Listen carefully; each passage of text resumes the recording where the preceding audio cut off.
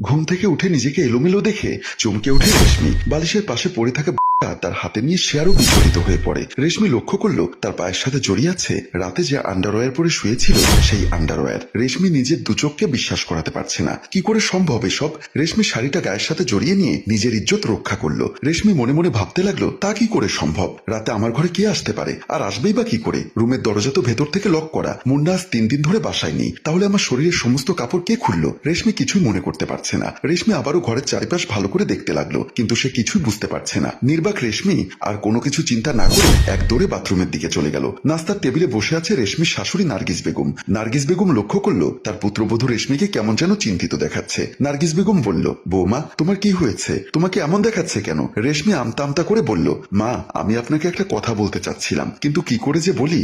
আহা বৌমা, আমি তো তোমার মায়ের মতো, মায়ের কাছে তার সন্তানেরা কোনো সংকোচ ছাড়াই সবকিছু বলতে পারে। আসলে মা বিষয়টা আপনি বিশ্বাস করবেন কিনা।